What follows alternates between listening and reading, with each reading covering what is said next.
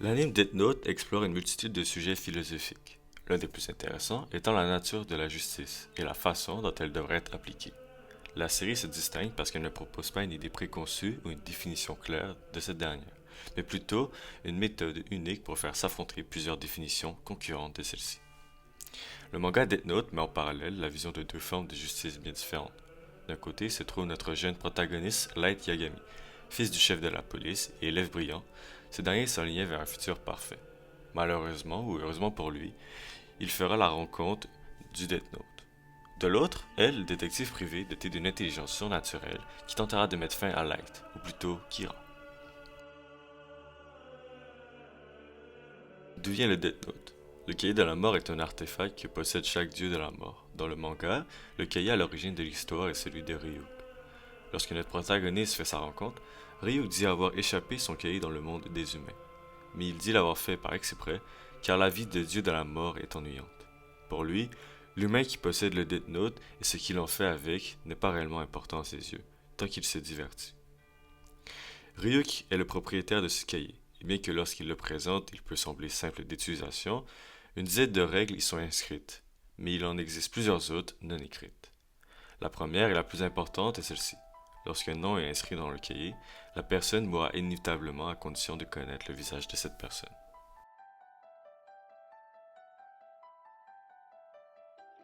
Nos deux personnages principaux rentrent en duel par le biais d'un programme télévisé. Dans ce dernier, elle rentre en scène pour avertir Kira qu'il fera tout pour l'arrêter. Light, provoqué par elle, décide de tuer sur le champ l'homme qu'il pense être l'enquêteur, mais se rend compte qu'elle lui a joué un tour et que ce n'était pas lui. À ce moment, nous sommes introduits à la philosophie des deux rivaux. L'intrigue se concentre sur Light Yagami, un étudiant modèle qui découvre le Death Note, un carnet qui tue les personnes dont le nom et le visage y sont inscrits.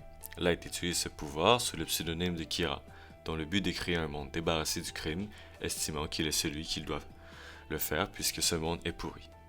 Kira est un adepte de l'idée que la fin justifie les moyens. Son objectif ultime est d'être un tyran éliminateur du crime.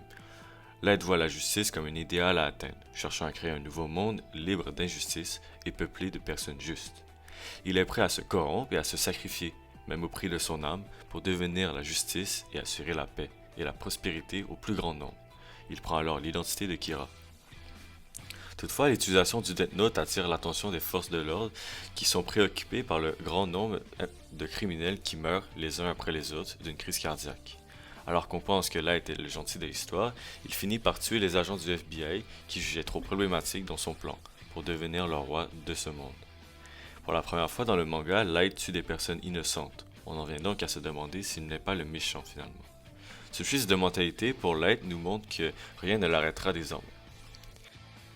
Son évolution tout au long du manga est marquée par une suite de situations durant lesquelles Light prendra toujours le choix de faire ce qui l'avantage pour garder son anonymat et éliminer elle.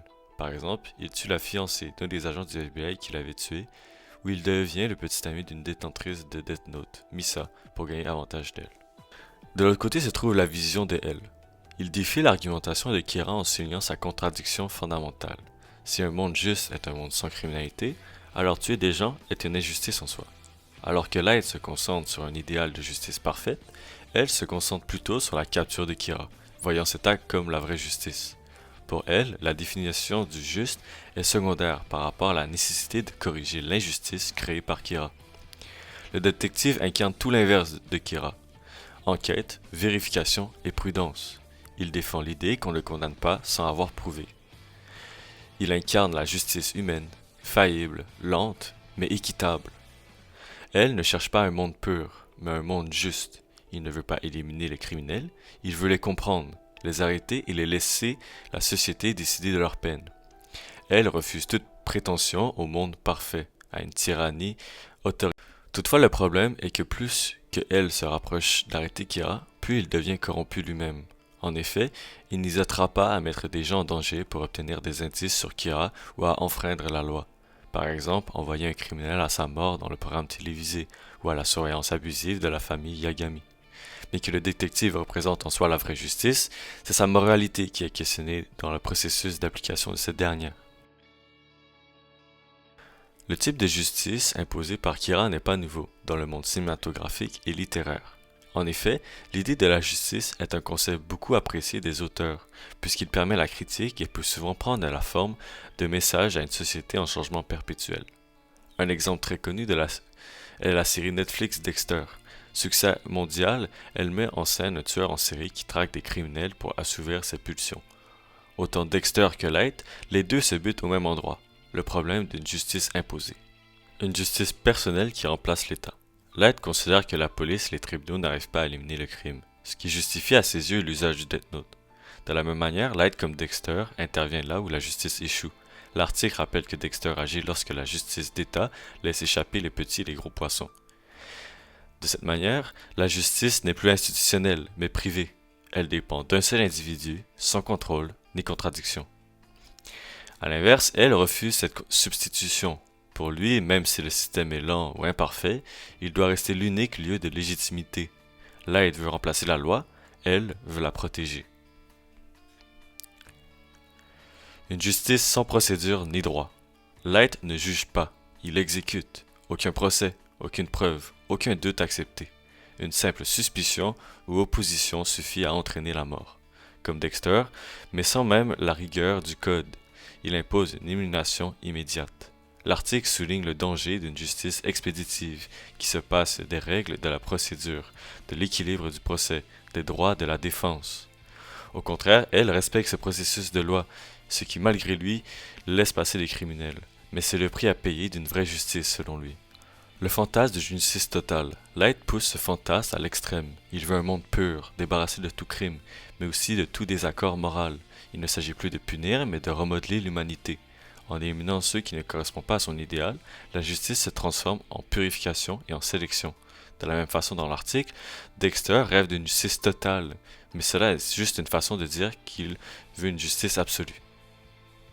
La fascination populaire pour le justicier. Pour Light, ce phénomène est identique. Kira devient une idole. La foule célèbre ses exécutions et demande davantage de morts. Cette admiration collective alimente une forme de populisme pénal, où la violence apparaît comme une solution simple et désirable. L'article montre que Dexter est perçu comme un super-héros. Ils croient avoir trouvé leur Batman. A l'inverse, elle résiste à cette glorification. Il incarne la méfiance envers le pouvoir individuel. Pour lui, qu'un seul homme décide de la mort est déjà une dérive autoritaire, même si le public applaudit.